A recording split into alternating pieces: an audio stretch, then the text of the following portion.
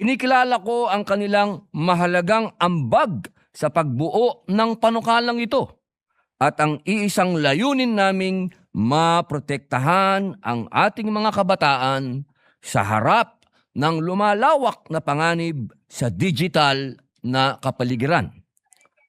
Ito ay nakatanggap ng malawak na suporta na pinatunayan ng lagda ng 18 senador. Ang pagkakaisang ito ay nagpapakita ng matibay na hangarin ng Senado na tiyakin ang mga bata ay may access sa mga digital platforms na ligtas, protektado at angkop sa kanilang kapakanan at pag-unlad. Ginoong Pangulo, malaki ang naitulong ng technology sa ating pang-araw-araw na buhay.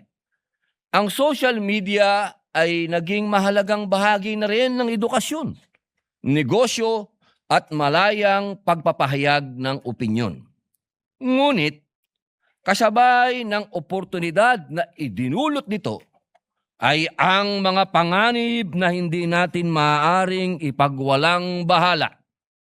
Para sa marami nating kabataan, unang-una, ang internet ay hindi lamang pinagmumula ng kaalaman at oportunidad. Naging lugar na rin ito kung saan sila maaaring ma-expose sa panlilinlang, pang-aabuso at iba pang banta sa kanilang kaligtasan. Ayon po sa datos ng United Nations, mahigit 1/3 ng mga kabataan sa 30 bansa ang nakaranas ng cyberbullying. At isa sa bawat 5 kabataan ang naiulat na lumiban sa paaralan dahil dito.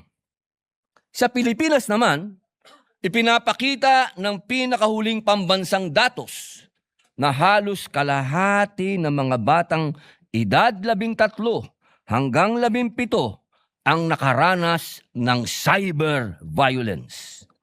Noong 2019 pa lamang, nanawagan na ang UNICEF ng agarang pagkilos mula sa pamahalaan upang magpatupad ng polisiya at hakbang na magpoprotekta sa mga bata laban sa bullying, kapwa online at offline. Kasabay nito, hinihikayat din ng UNICEF ang mga social media at social networking service companies na paigtingin ang kanilang ethical standards at practices sa pangungulekta, paggamit at pamamahala ng impormasyon